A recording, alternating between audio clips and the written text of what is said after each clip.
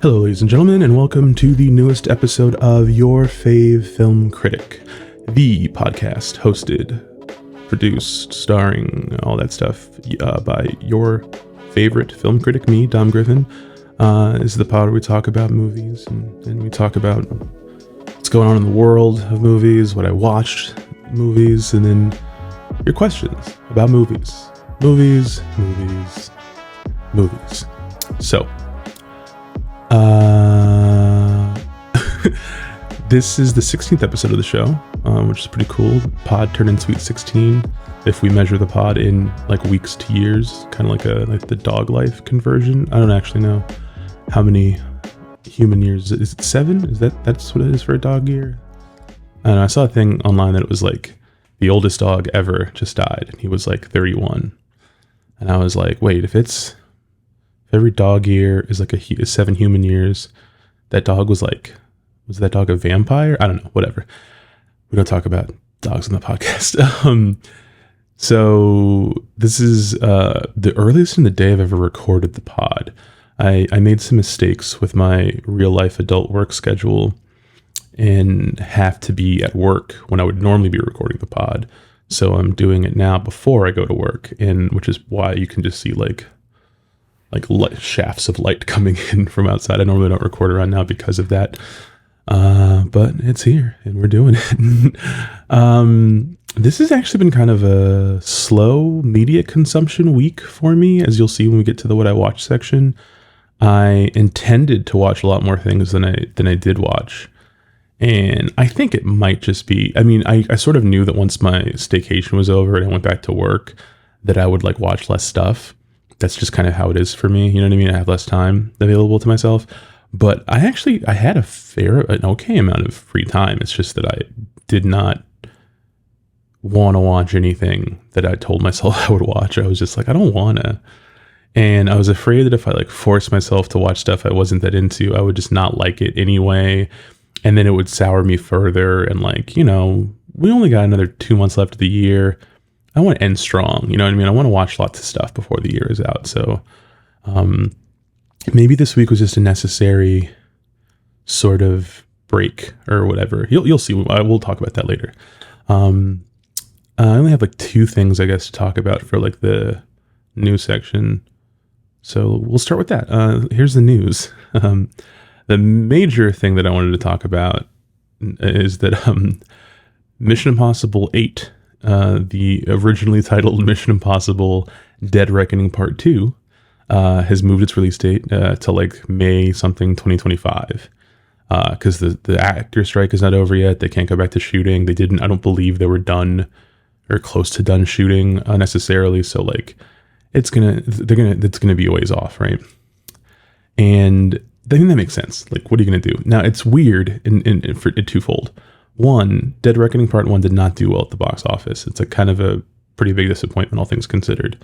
Fantastic movie, like amazing movie, but like people did not tap in, So years later, how are you going to sell? Like they can kind of put off the Spider-Verse sequel as long as necessary. And they're like waiting with bated breath. There's a lot of people who are like die hard about that. I feel like there's not that many people, as many people as there should be maybe, or ought to be, who care about the end of the Mission Impossible franchise. I am hoping that the second one does well. Like, I really loved Part 1. But the thing is, they're changing the title from, it's not going to be called Dead Reckoning Part 2. They're going to give it a new title, primarily to try to be able to have a fighting chance of selling it to audiences. So I get it, but it's just very funny that means that there will be a Mission Impossible movie called Mission Impossible Dead Reckoning Part 1, and there will not be a Part 2. There'll just be another movie. It's like if Avengers Infinity War was called Infinity War Part 1 and then 2 was called Endgame. It would be like weird that they just gave up. And that was only a year apart, with much more mainstream audience buy-in than the Mission Impossible franchise has right now. So that's rough. That kind of sucks. I loved the movie. It's one of my favorite franchises. I'm very stoked for 8 for the rest of it, but it's just kind of like a bummer. Like, just a really bad release date. a lot of bad luck, a lot of things got in the way of this movie doing well. And this isn't one of those cases where it's like, oh, and the movie was mid. Like, oh, and the movie just didn't deliver. Like, the movie was really fucking good. Almost everyone I know who saw it really liked it. It got great reviews. It didn't even have like a bad cinema score, I don't think. So it's not even like a thing where critics liked it, but like normies thought it was dumb. I think it just boiled down to the fact that it had a week to come out. And then Barbenheimer happened. And like, I did not expect Mission Impossible to have the legs that Top Gun Maverick had, obviously, because it doesn't have the same nostalgia factor. People waited like 30 years for a Top Gun sequel. They were waiting like 3 or 4 for the end of the Mission Impossible movie. It's not the same. So I knew it would be different, you know, but I didn't anticipate that it would be. I'll tell you what, like at my theater, right? We opened Mission Impossible. We had a pretty good opening week for it. And then we had Barbenheimer. So then it didn't fucking matter. And I sort of implored my programmer to be like, look, can we just hold on to Dead Reckoning kind of for as long as we can? As long as we can keep a screen of it, people are going to keep coming relatively consistently. And I was right. It did continue even as like Barbenheimer was really strong and other stuff did nothing. It was just Barbenheimer. Every new movie that came out was not as strong as those movies for us for months. We kept Dead Reckoning up until, I want to say September. I think we finally got rid of it. And literally up until the last week, we were still getting people coming to the shows. Not sellouts or anything like that, but it was doing consistent business. People were coming to it. And I feel like, I mean, obviously my individual location is like, you know, different than like the national stage, but I feel like Tom's movies in general have like staying power that other movies don't. And I truly believe that if Barbenheimer wasn't the cultural force that it was, it would have been easier for Mission Impossible to make up more money over time. But it didn't. It made like, I think like 180 domestic or some shit, which is like insane. Especially if you consider like, there were some, you know, like when we first came back from lockdown and stuff and movies and the movie theaters first reopened, there were some movies that had like, you know, sub $200 million grosses that were like, well, we got to grade this on a curve. You know, like we're all just coming back. For a movie of this stature and this budget to only make under $200 million now that we're like, movies have kind of been back, like other things have made more money than this. It is kind of embarrassing, you know, and, it's the whole thing is like, it sucks. I don't know.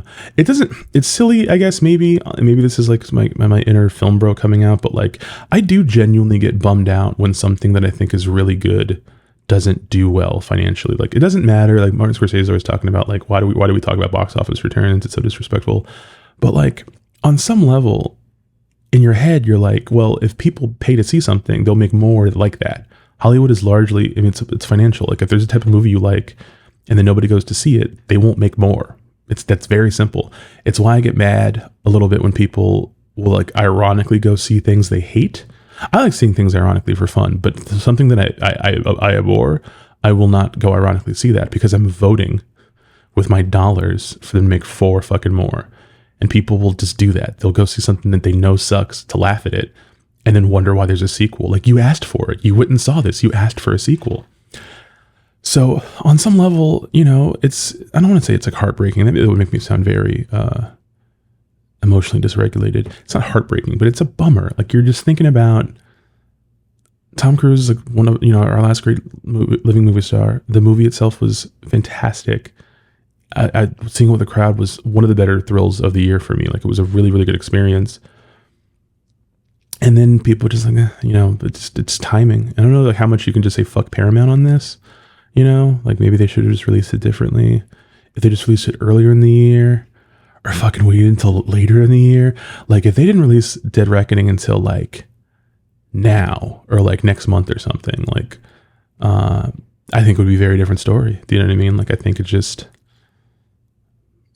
not like, oh, I had to hold off one movie. I had to hold off 2 giant movies that both did really well. You know, so like I get it, but I don't know what the fuck they're going to call the new one. I mean, like a part of me hopes they just have like a really long, crazy title. Mission Impossible Dead Reckoning Part 2 Final Game Danger Squad or something.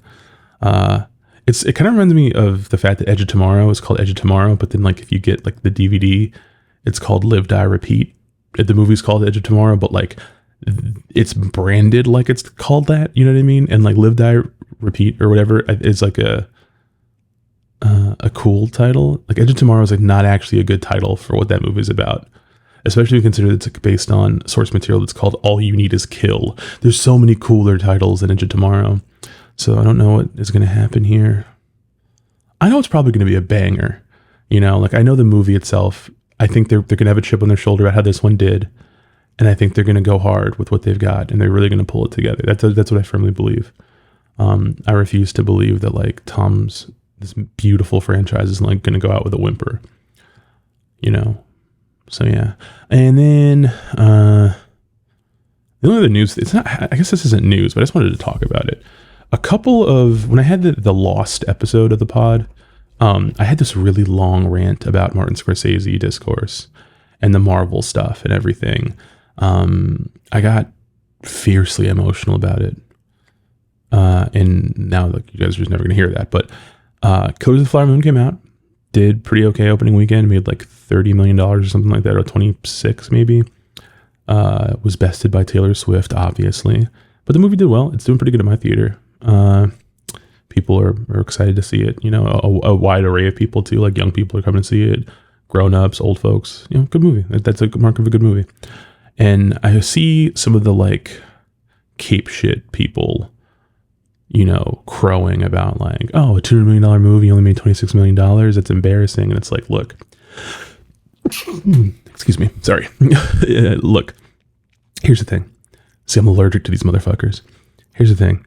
Apple did not spend Apple, $1 trillion company did not spend $200 million on a Martin Scorsese 3.5-hour historical epic because they expected to make like $500 million on it or something. That's not why they fucking made it. They made it because they're paying for the prestige of the new Martin Scorsese picture.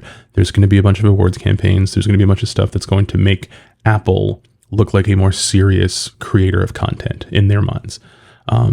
That's it. You know what I mean? Like, oh, they already have the best picture winner. Yeah, but it's Coda. I happen to like Coda. Nobody thinks of Coda as being like a real movie. Coda is 100%. The next time they do one of those worst best picture winners list, it's going to be very high. You know, I liked it. I think it's better than a lot of best picture winners. It's a nice little movie, but it's not the movie that's going to make them seem legit. You know, I mean, for real, Apple spent this money on Marty the same reason fucking Netflix did. Do you know what I mean? They were like, well, we want to be taken seriously. So if you want to get the Martin Scorsese business, you know, you give him the money he needs to get his vision across. It doesn't really matter how much it makes. And also, Apple already has made more money off of this than Netflix did with The Irishman, since they actually released it on thousands of screens. And it wasn't like a weird... I remember my theater opened The Irishman, and this is pre-COVID, so like stuff with certain movie exhibitors and Netflix was more contentious. Us opening the movie at all was kind of a contentious thing at corporate. And there was a bunch of limitations on how we could play it, which was very frustrating for me because it was doing extremely well. I had a guy who showed up from like Pennsylvania. I'm in Maryland. I was like, why the fuck did you come to Maryland to see this? And he like, there was any place else close to him. Like when he put it in, he like, I don't know, wherever, it must have been a weird specific part of Pennsylvania, but Google told him we were the closest. So we drove there to see a 3-hour Martin Scorsese movie.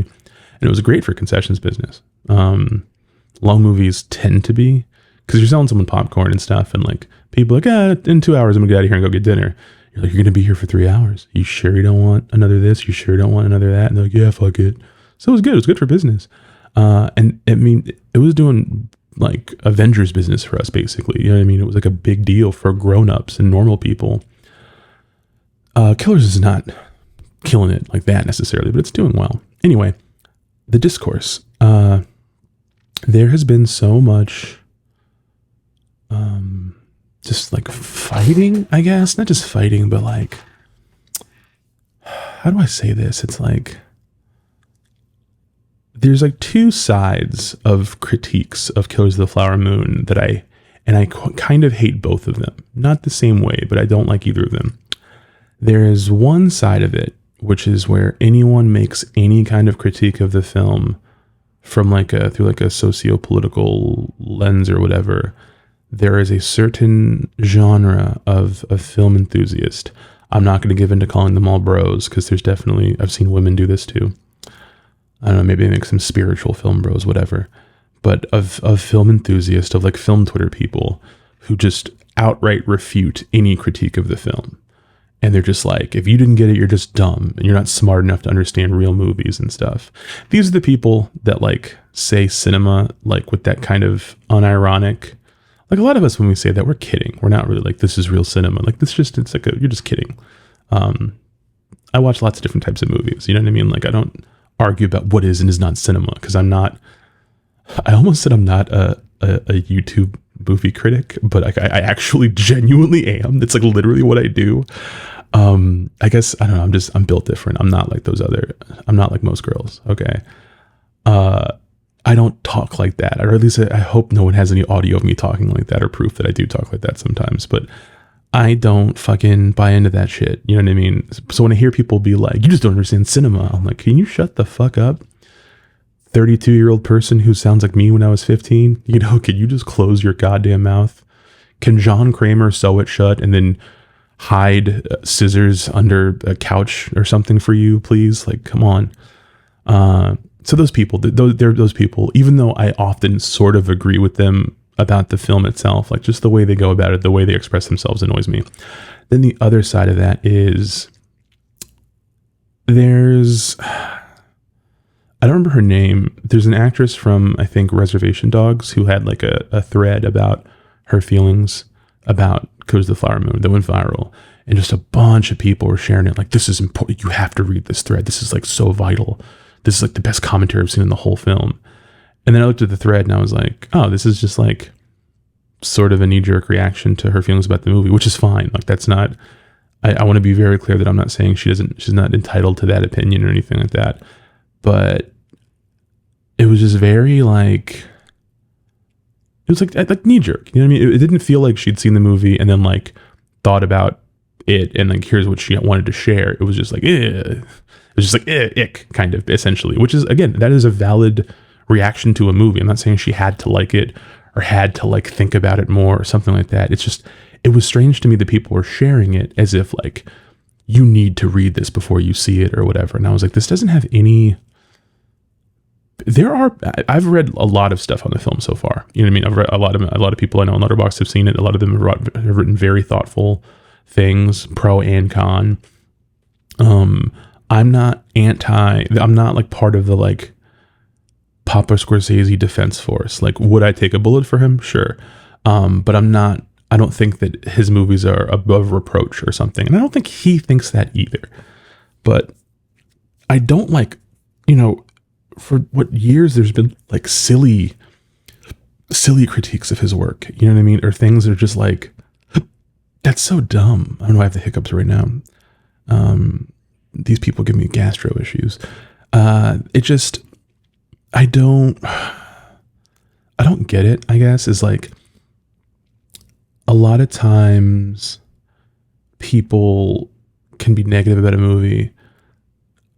I don't care if it's negative. I guess I personally put so much thought and effort into my opinions about things, and not everyone else has to. Not everyone else has a fucking YouTube channel or is a film critic. But when I see people who like don't put thought into their shit and just say stuff, and then people act like, you know, it's like, oh my God, like this is indispensable commentary. I'm like, is it? Is it indispensable commentary to say like, this movie made give me the ick? I'm not. That sounds reductive. I don't mean to be reductive of her perspective, but it really did read just like the movie, just like it was ew. Oh my God, ew.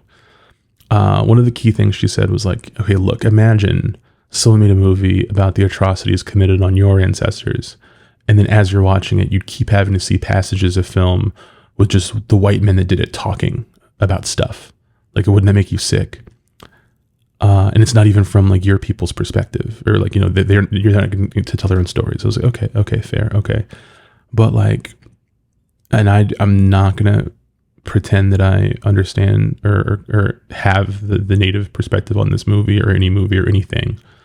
All minorities and all marginalized people have different perspectives and have experienced different things, different trauma, different atrocities. And it's not a good idea to try to like have an Olympics about who had it the worst, obviously. But like, I'm black. They make so many fucking movies about slavery, dude, like so many. And I don't like most of them, obviously. But when I see them, I do at least try to engage with them in some way, shape, or form. Because that's my job, obviously. But like, I'll give you an example of kind of what I mean. I made a YouTube video about this a while ago. Barry Jenkins had The Underground Railroad, a show on Amazon Prime based on the Colson Whitehead novel. It's a great show. It's amazing. Like, people do not talk about this thing enough. It's fucking incredible. But there is an episode in the middle of the show from sort of like the white slave catcher's perspective. It's like the villain of the show. It's like his whole life story, his whole upbringing, like how he became. And it's very important to the story. It's like, I don't know that you can tell slave stories that do not show any of the stuff from white people's perspective or whatever, but it's like, it's sort of a part of it though. Like, it's many stories that you could tell to like cut that out just for the sake of like, well, we don't want to see white people on screen doing this stuff. It's like, but that's what happened. I mean, obviously sometimes these things are fictionalized, so you can't fall back on that's what happened. But anyway, there was a whole episode of that show from like the white episode. And it's like one of the best episodes of the whole show. And 2, it's really good. And 3, it was written by a white girl. It was written by a white girl that I went to high school with.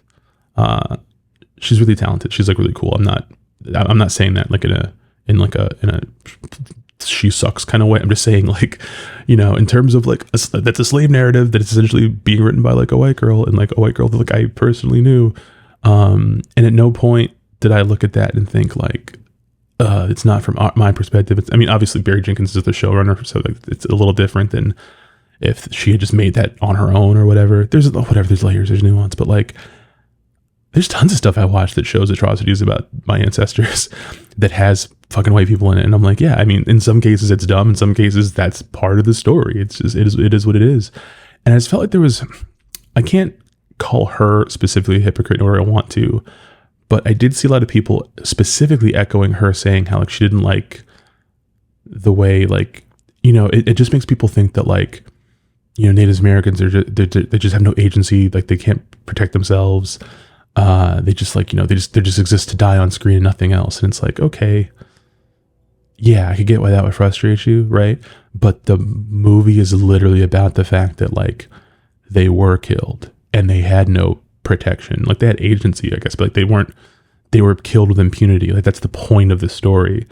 And it's not like this is like saying it's a good thing. It's like, this is fucking awful. This movie is about how awful this fucking was.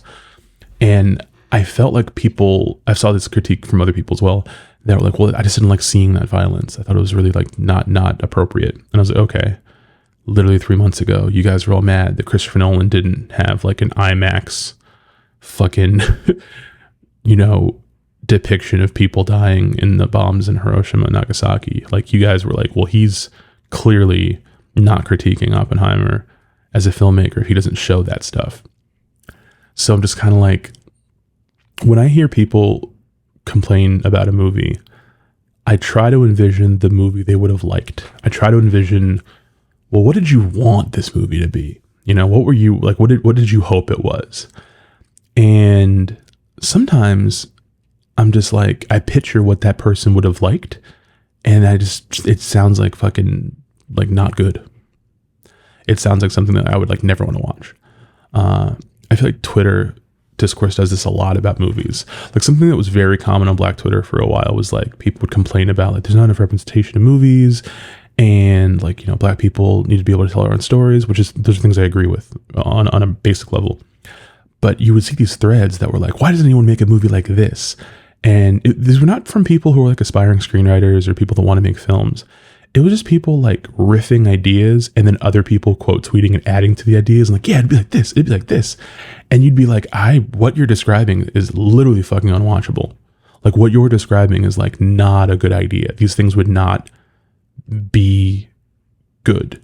And not to kind of weird comparison, but it's like if you're a wrestling fan and you're on Twitter, wrestling fans are always fantasy booking what they think should happen on the show. And the more they share their ideas, the more you're like, you would never stay in business. Like if you had the money to run a wrestling promotion and you booked it the way you say you would on Twitter, no one would come to your fucking shows. You would be out of money in like 6 months. Do you know what I mean? Like that's like, you just don't know what the fuck you're talking about. And I guess on a personal level, I'm really big on just like, I don't respect opinions about topics from people that don't know what they're talking about. And I don't mean in like a gatekeeping way or like you need to fucking be an expert in such and such or you didn't go to college or such and such. It's not that. It's more just like, if you don't like know anything about like movies and like you're just telling me how movies should be, even from like an audience perspective, sometimes that could be very valuable. I'm a huge believer in like if friends have like a script and they want me to read it and stuff, like I will love to read and give notes and help and stuff. But it's also like, you need to also show this to your friends that don't know shit about screenwriting, because they will notice things just as an audience member that are important and like that are helpful. So I'm not discounting that if you don't know what you're talking about, that your opinion doesn't matter. I'm just saying that like when people aggressively talk about what's bad about something, and then what their alternative to it is like sounds like equally dumb in a different way, I'm just like, I don't want to hear this. Do you know what I mean? Like, I don't want to hear critiques of Killers of the Flower Moon from people who, one, haven't seen it. I saw a lot of that. A lot of people being like, well, I don't have to see it to like know that how I feel about it. It's like, well, you do, because if you haven't seen it, your opinion is not of the movie. Your opinion is of the idea of the movie, of the existence of the movie, of other people's ideas about the movie. You haven't seen it. And if you don't want to watch it, cool. But then I don't have to like have a debate with you about it. You didn't see it. So what do you know? Well, I know what no, but you don't. You didn't watch it. You didn't read that book. You didn't listen to that song. So why am I having a debate with you about it? But I guess I think there's obviously room for like genuine and healthy criticism of the film. And obviously wanting to hear it from like, you know, descendants of the Osage, just general, just native people's perspectives of it is important, is vital. I agree with that. But I just felt like so many people seem to be coming to the conclusion that like the things that they felt were wrong with this movie, if you corrected them, it would just be a different movie. And there's nothing wrong with that. You know, I understand people obviously would want multiple stories. And obviously Martin Scorsese is also someone who promotes this and like wants there to be a diversity of film, like different types of movies and different types of people telling their stories, obviously. But I feel like we've gotten to this space in media criticism where like people a lot of times just look at something and are like, well, I don't like that it's this, it should be this. And it's like, but it isn't. That's a different thing that you're describing now. Like you want a different thing, and that's okay. But we're talking about this thing. You know what I mean? And I guess I just also don't like that I've seen a lot of criticisms of it that like don't make sense to me. And I don't mean like they're operating on a level above me and I don't intellectually get it. I mean, I'm just like, what the fuck does that mean? What do you mean this? You know, like I saw people sort of being like, well, why didn't this happen or this happen? And it's like, you know, this is like based on a true story, right? So it's like, obviously some things are flubbed or fictionalized, but a lot of the basic parts of the story, like that happened. So for you to be like, well, I don't, like, I saw someone kind of being like, well, without getting into them, I don't know if you're listening to this episode, if you've seen the movie or not, but like, you know, people felt like Lily Gladstone's character, like Molly, like, why doesn't she like figure out what's going on sooner? And I'm like, but she like didn't. Do you know what I mean? Like I literally saw someone essentially pitching like, well, it would have been better if like she had figured it out and like she'd like, you know, she was her own hero and stuff and she had more, you know, like more agency. And I was like, okay, but like she didn't though. Like she in real life, she did not do that. She did not figure this all out on her own. Or if she did, like she didn't act on it. Like it's like you would not watch a story about like Anne Frank and be like, yeah, but like Anne they're just hiding. They're just hiding in the attic from these people. Like, why doesn't she like stand up to them? Do you know what I mean? It's like the people that talk about slave narratives and are just like, why didn't they just have more uprisings? Like, they did have a lot of uprisings, and a lot of them got fucking murdered. But like, every time you watch a story about slavery, the answer is not, why aren't they like, why isn't this whole movie them just uprising and doing this and doing that? And it's like, well, because that's not like, it's not always, I don't know, like, I don't feel like I'm really articulating myself very well on this topic, because I've already had several, like, in real life, like, lengthy debates with friends about this movie and stuff. And I realize that I maybe am not very good at sharing my feelings about some of these movies or some of these topics without sounding like I'm just a bro, like I'm just defending Martin Scorsese or Quentin Tarantino or whoever it comes up in these conversations. And I don't think these filmmakers whose work I'm very enamored by, I don't think they're above criticism or above reproach. I just think that a lot of the criticisms and things people say about them are genuinely often very dumb. That's just how I feel about it. A lot of times I'll read a whole tweet thread or look at a whole thing and I'm like, I don't know. That sounds like you watched a different movie. I don't know how to help you. I don't know what to say about this. I don't know. And it was just a bummer that, like, I was seeking out good, interesting, thoughtful writing and reactions to the film, and I found many, but that most of what I was seeing online, and specifically Twitter, and maybe that's my own fault for even still staying on this fucking hell site, but I just primarily saw people be like, if you just don't like Martin Scorsese, then you're just a fucking idiot, which is like, you're not helpful. You're not being helpful. You think you're helping? Or it was just like, oh, once again, you know, toxic white masculinity at play and all this different stuff. And like, I saw a TikTok from some girl. I wanted to report that TikTok is like hate speech, where she was just like, oh, like, it's a movie that's like 3.5 hours about Robert De Niro, 3.5 hours about Leonardo DiCaprio. What about the women? And I was like, you haven't seen the fucking movie. Like, why do people feel so comfortable having like really like daring takes about shit they haven't watched? Do you know what I mean? It's like people who complain about Marvel movies and like don't watch them. Those people are not complaining about the quality of the films generally. They're complaining about the movies, like supremacy in terms of like being everywhere, their prevalence. You can critique that because you're actually not critiquing the movie. You're critiquing like a financial reality, right? But when I see people that hate Marvel movies and they haven't watched one in like 7 years or something, they haven't watched one since like Civil War or whatever, then like, yeah, I don't really listen to those people either. Even if I agree with them, I'm just like, well, you didn't watch it, so what do you know? You don't know. And they'll be like, well, I don't feel like I have to. I'm like, I get that you don't feel like you have to, but you have to. If you want to engage with work, I think you have to fucking see it. I'm sorry. And you don't have to see it if you don't want to.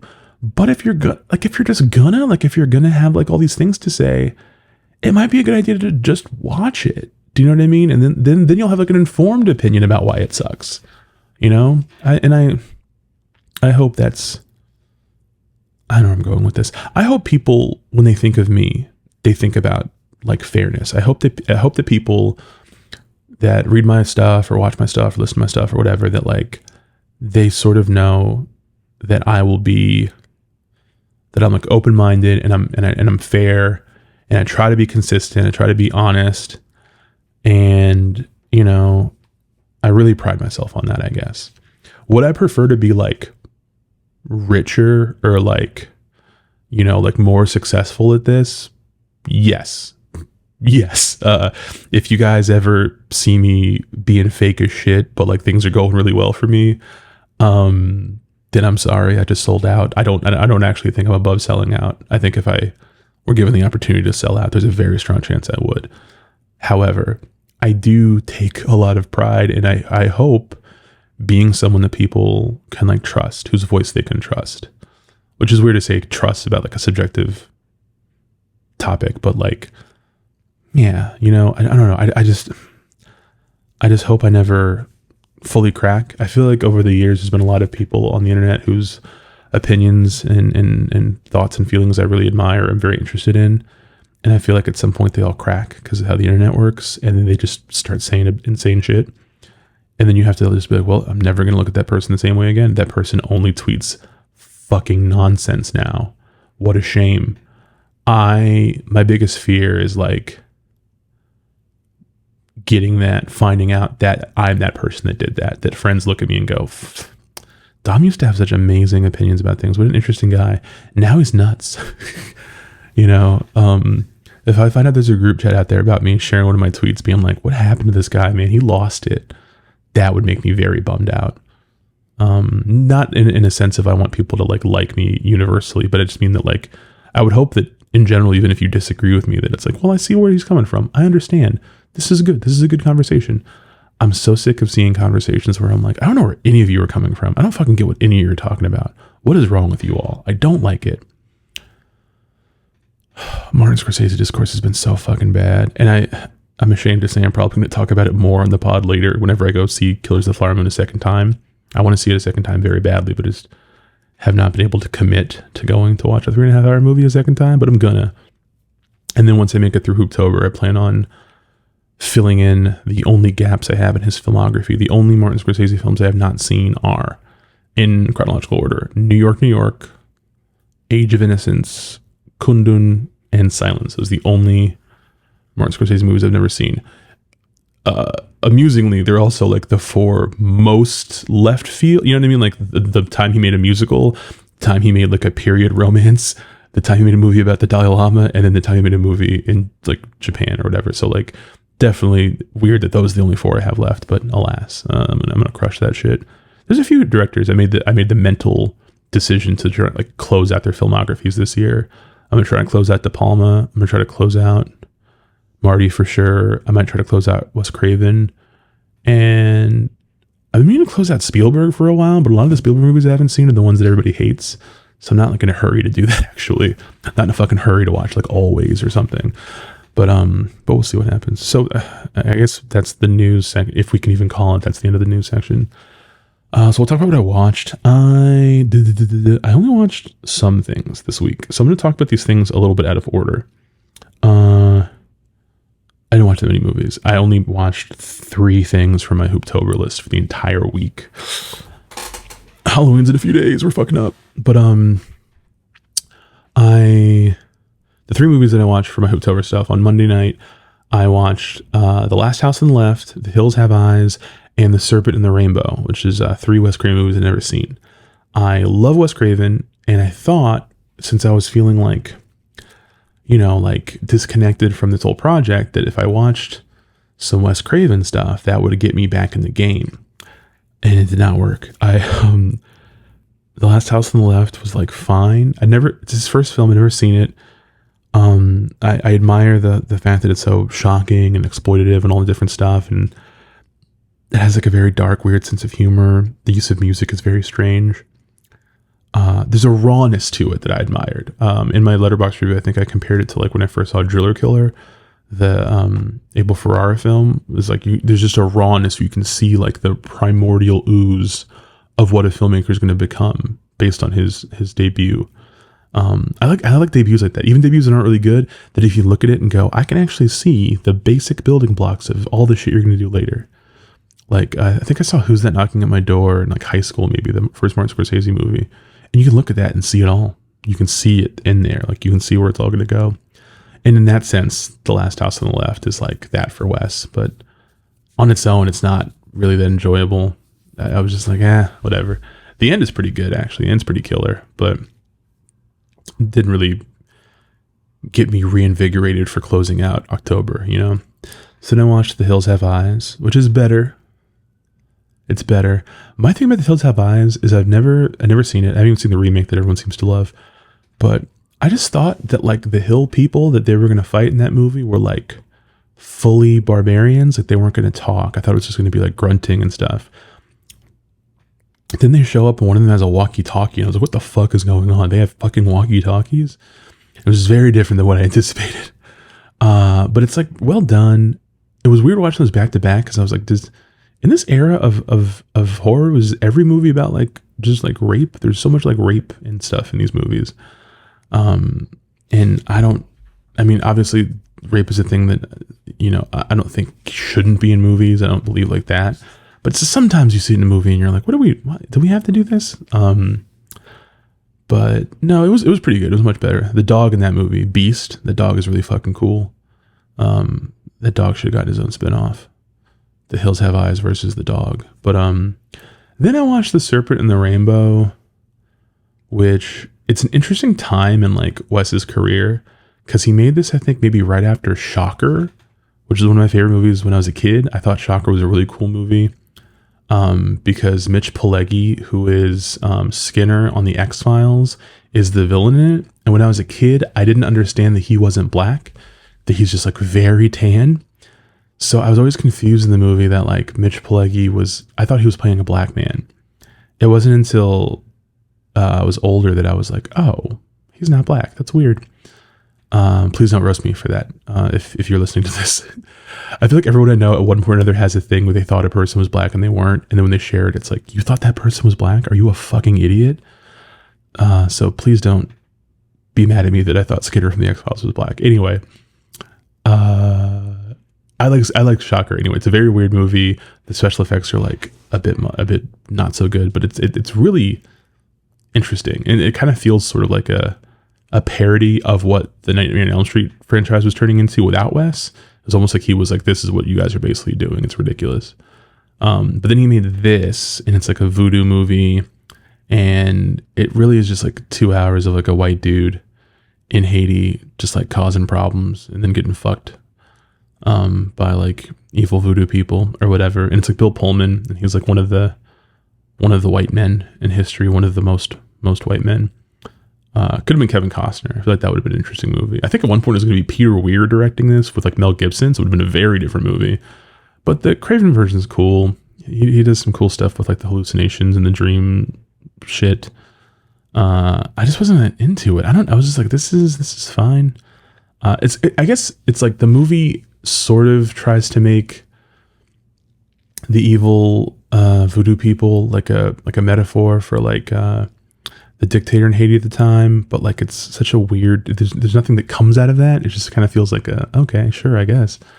And when you think about The People Under the Stairs, the movie he made right after, which is like so much richer and more layered and nuanced and sharper and daring, it's like such a fucking great movie. Watching this was like, you did this. Did he feel bad about this? And that's why he went so hard on the next one? I don't know. But yeah, I watched 3 Wes Craven movies, and then like they basically all are like 3 of my least favorite movies he's ever made, basically. So I was like, yeah, I got to go back and fill in the handful of ones I haven't seen. And then the other 2 nights ago, I rewatched Air, which is one of my favorite movies of the year. Still holds up very well in a second viewing. Really good movie. I feel like in a different year, it would be like an obvious Oscar contender, but because so much of their stuff has happened and so many other movies are coming out, I feel like Air is going to get kind of like lost in the shuffle because it came out in fucking April, you know? That's a bummer. But the movie still holds up very strongly. And then speaking of good adult throwback movies on Amazon Prime, I also watched The Burial, which is this new Jamie Foxx, Tommy Lee Jones movie. I wrote about it for Baltimore Beat, so I'll have a review out next week. So I'm not going to get too deep, but it's like a real throwback, like 90s legal drama, and Jamie Foxx is really fucking good in it. I was talking to someone about Jamie Foxx this week, and I was like, Jamie is an actor I used to not like or care that much about. Like when I was a kid, I loved him on In Living Color, so I thought he was funny. When he had his own show, I never really got into the show. When he started being like a real actor, I always thought he was getting kind of like overhyped the way all comedians who get serious do. Like I don't like Ray that much. I think it's an okay movie. I think his performance is okay, but I think Jamie is such a like mimic that his stuff always feels like impressions more than performances.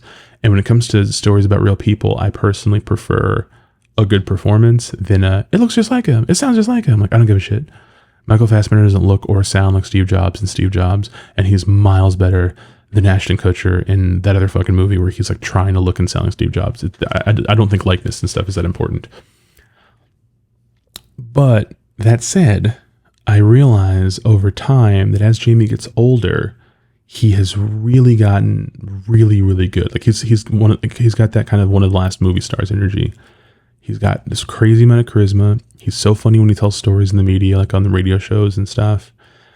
And he does a lot of great impressions, which is a huge part of his skill set. But you can tell that he's learned how to like synthesize things. So it's no longer that he's like just doing a bit as a person, but he's taking things from those other things and creating new characters out of them, which is not something I feel like he did when he was younger.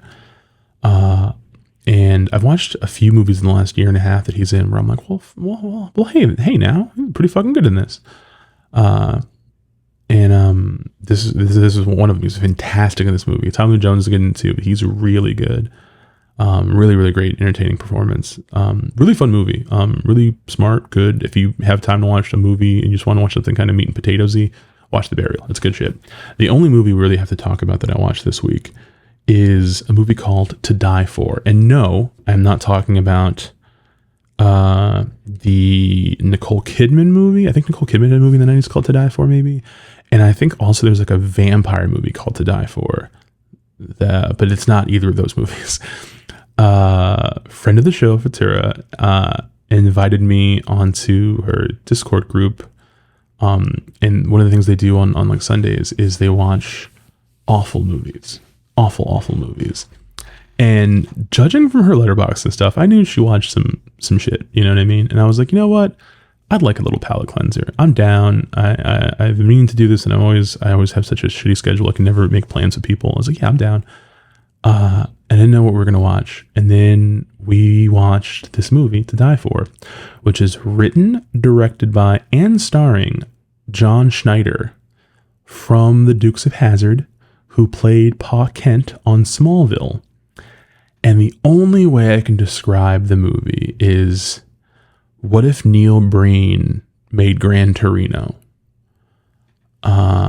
If you hear a cursed phrase like that, and then you want to watch the movie, please watch To Die For, which I think you can only stream on like the Internet Archive. If you hear a phrase like that, you don't understand it, maybe don't watch it. Or if you hear a phrase like that and it fills you with rage, maybe don't watch it. It is so not good. So like we watched the trailer before we started watching the movie, and I was like, holy shit, this looks bad. And then I was like, is this his first time making a movie? Why is he making a movie? And then I discovered that John Schneider's directed like 11 movies. He's directed several movies. One of them looks like a fake version of Cannonball Run, and I got a sequel. One's like a Christmas Hallmark type movie. He's made a lot of movies, is what I discovered. And he's also made a lot of albums. Like I guess when Dukes of Hazzard came out, he also was a musician. He also did country music or something. But he also has made multiple Christmas albums. So I pulled up a Christmas album he did, and he has a song. No, I didn't pull this up. Futura pulled it up. But he has a song called Who Da Baby Daddy? Just like that. Who Da Baby Daddy. Not who was the baby's father. Who Da Baby Daddy. And it is a song about Jesus Christ and Joseph wanting to know who knocked up his wife. It is one of the most horrendous things I've ever heard in my entire fucking life. I cannot believe it exists.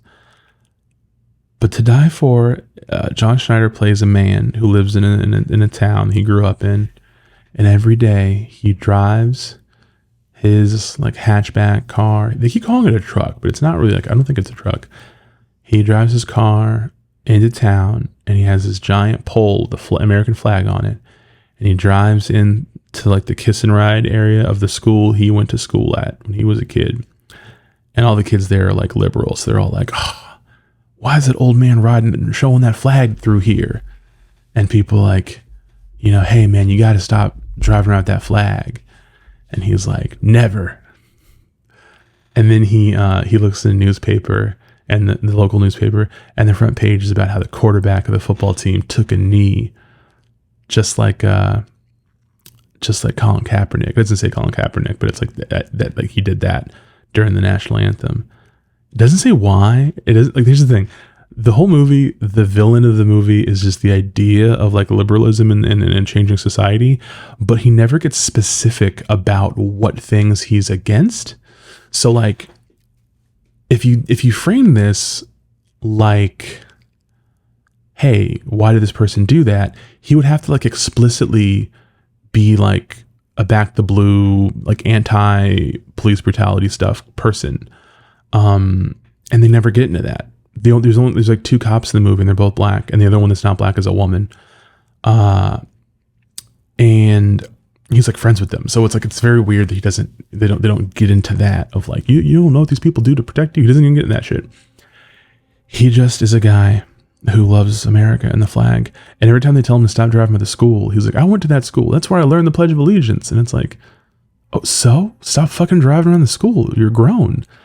And he does this every day. And like, he goes into town to get breakfast at a diner, and he goes out of his way to go through the school to do it. And they're like, there's a new road. Just take the road. He's like, well, it's my road. I like the old road. It's like this huge thing of like, please stop the flag thing. And then like his daughter is helping the school get a restraining order against him because she's a dirty lib too.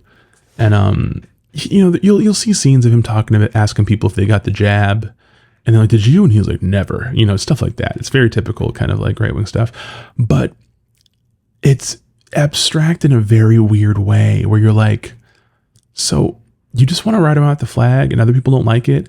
And he has a neighbor who's Native American, and they have this weird relationship throughout the movie where they're kind of antagonistic, but then the Native American guy's like, I understand him, you know, like I want to break bread with him. And you're like, why? He's a piece of shit. And then like he has like a former girlfriend or some kind of fuck buddy or whatever, because his wife's dead, who comes around and she really likes him and she wants to like really be with him. And his main antagonist in the movie is that quarterback who was not like a jock.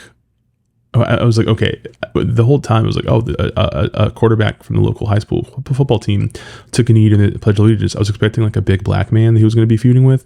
It's this little mousy twerp, this little nerd who was like, in what high school football program would he be the quarterback? Like, what is going on in this town that this is the quarterback? And he has a varsity jacket, but it's not with the school stuff on it. It's Rode microphones. It's the Rode logo on the front and back of the jacket. Like he goes to Rode Audio High School. Never explained. And he just kind of goes by John Schneider's character's house and is just like, take that flag down, old man. You know, like, get out of here. And it's just like, he's just kind of casually like, yeah, all that shit's over. The America shit's done. But it's never like, oh, he cares about trans people or like black people or these issues, or he wants Medicare for all or whatever. It's not like they give him specific ideals. He's just like the new young people, and they're pushing out people that like the flag. And like they imply that like his father fought in the army or whatever and died, so never knew his dad. So it's like, oh, you're just like that because you're a little bitch because you didn't have a father around. And John Schneider's character keeps having like Vietnam flashbacks, but they're shot in like someone's backyard, so it doesn't look like Vietnam, it just looks like a guy's backyard. And I thought they were going to reveal that maybe like the guy in his platoon that he killed was that kid's dad or something, but nah, not that smart movie. He just, God, I want to like die thinking about this. He just feuds with this fucking kid. And then there's a part of the movie where like he gets a phone call saying he's to return to active duty. So he thinks, he goes and like shaves his head. And once he shaves his head, he looks exactly like, fuck, I can't remember his name right now. The bad guy in the Avatar films. He looks exactly like that dude. And I was like, is this on purpose? But that's just the shape of his head, I guess. I don't know. He can't help it. But he thinks he's going to go rejoin some special forces unit. And when he goes to meet them in like full uniform or whatever, they reveal that his two cop friends did this as a prank. And it makes no sense because these people have been on his side the whole time. And they just immediately are like, oh, I don't know if we did that. I thought the kids were going to be behind it, but like, no, they just like stole a car or something. And then it makes you think he's going to like kill the kids, or the movie escalates, you know. But the gist of the movie is basically like he ends up building the flag in his like yard. He goes and like gets all this stuff to like not drive it everywhere, but to hold it up in his yard. And then the kids come to like take it down, and then he fights them. He pulls a gun on them. Then he pulls a gun on the Native American guy, and the Native American guy's wife shoots him. So then he dies pushing this flag back up on his lawn. And when he dies, he goes back to the Vietnam flashback place, which is, again, looks like someone's backyard. And his wife shows up and she's black. His daughter in the movie is white. It makes it seem like his dead wife is her mother. And this woman's fully black, and that daughter's fully white. And I thought it was a very weird choice. And then his dog dies in the movie too. Like they like run over his dog or something. His dog's there.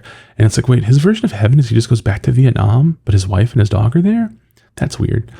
The movie's budget is like non-existent. So like the only locations are like inside his house. That's a real location. But if they go to a diner repeatedly, it's just green screen, blue screen, whatever. They go to the school. He goes to the school to argue with the principal, blue screen background.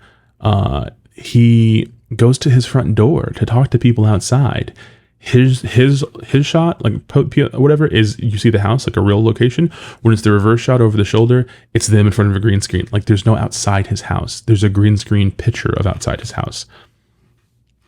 He passes someone's lawn that has like a Back the Blue poster on it.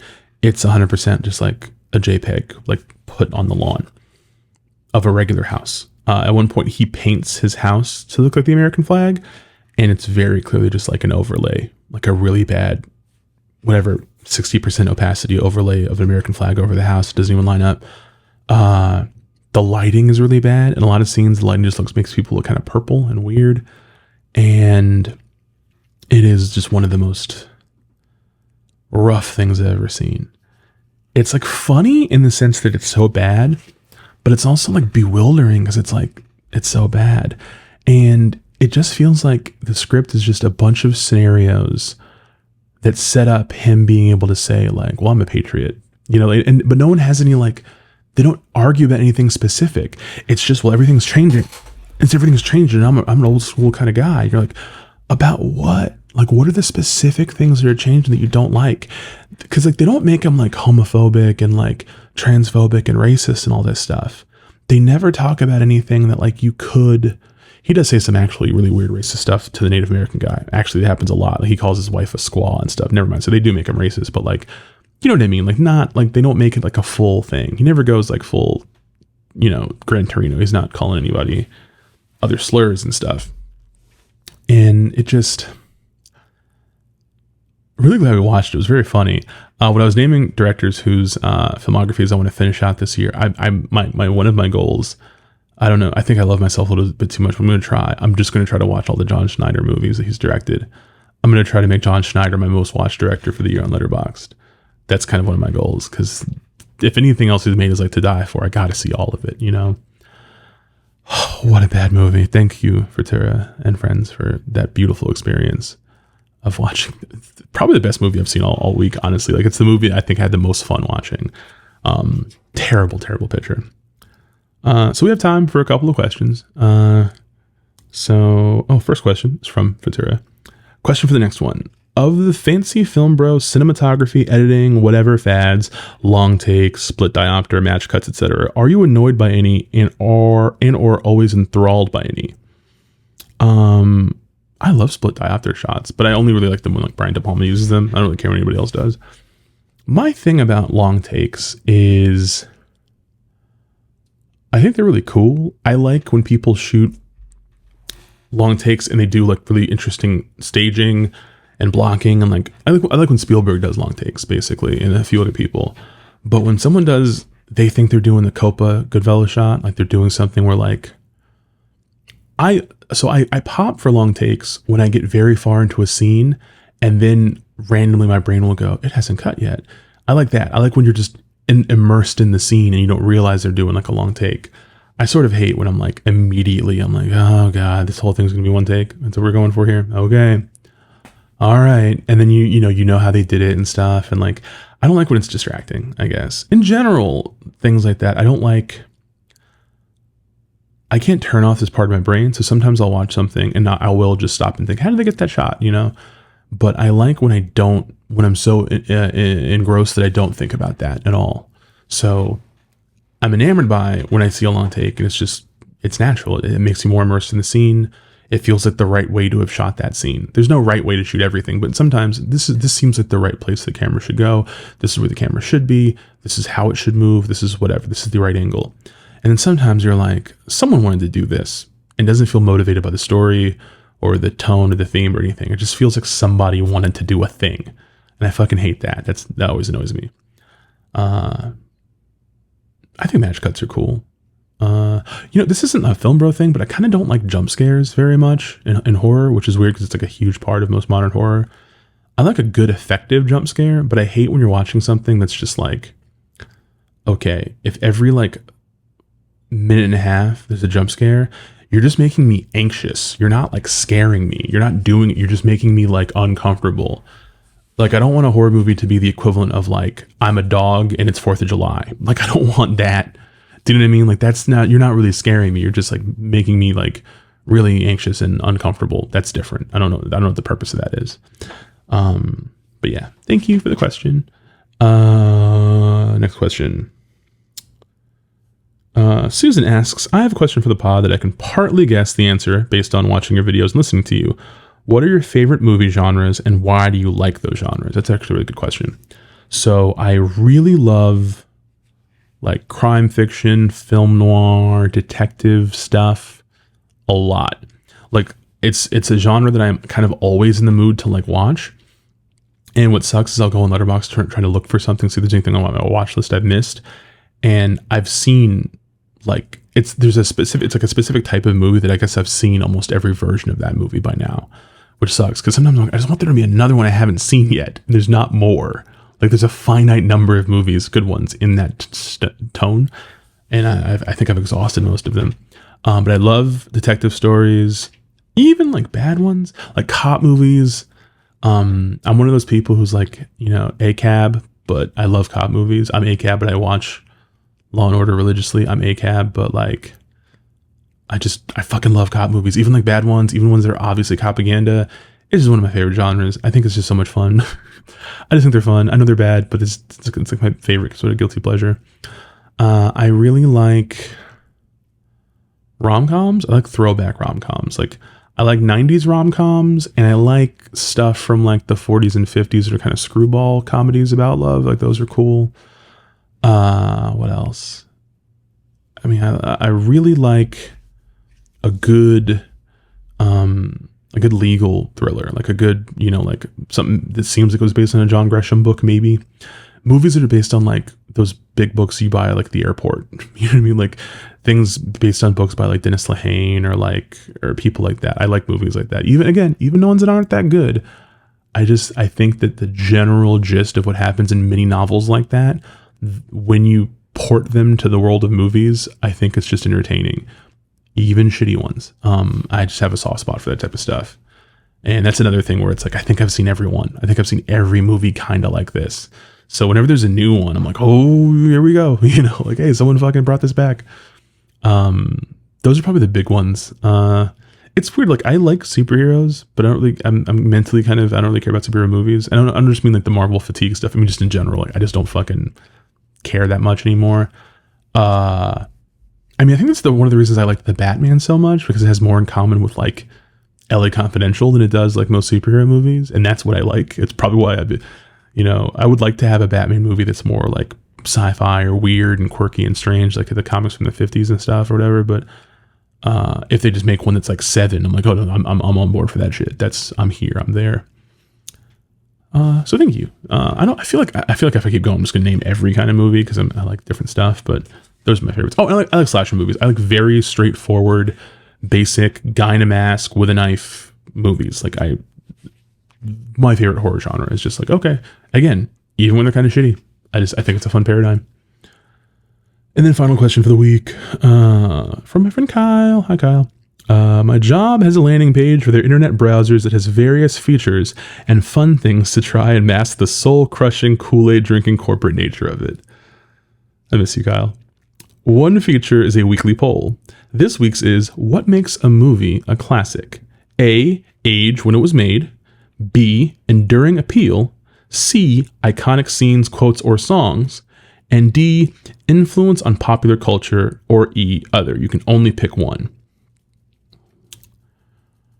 Oh, it's hard. Okay, so my gut feeling is to go C or D, because like I think it's hard for people to consider a movie a classic if they don't quote it, if it's not part of the pop culture lexicon, and it's hard for some people to think of a classic if it has not influenced other things.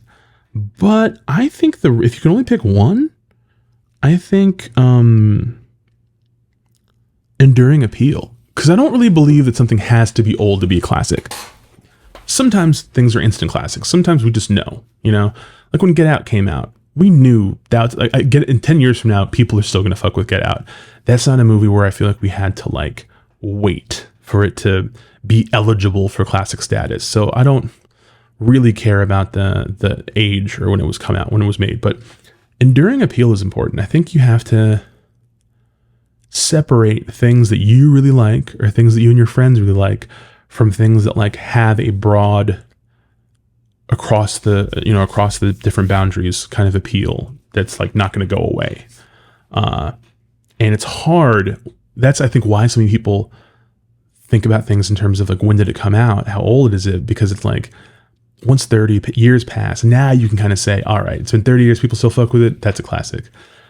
But I because sometimes something is just really that good off the rip, I don't care about age. It's more about enduring appeal. Like, I think if you can just sort of tell, people are going to fuck with this like forever, you know? And this is going to be something that's like a marker in time that we can all remember when it came out, or, you know, whatever, whenever you first saw it. I love that. I mean, I feel like I use the word classic very incorrectly all the time for stuff, because I'm just like, it's classic. To me, it is whatever. But yeah, I think it's about that. I think it's about like how many people really get it. I don't think that much about classics where people are like, oh, this is a classic because it's just like very old.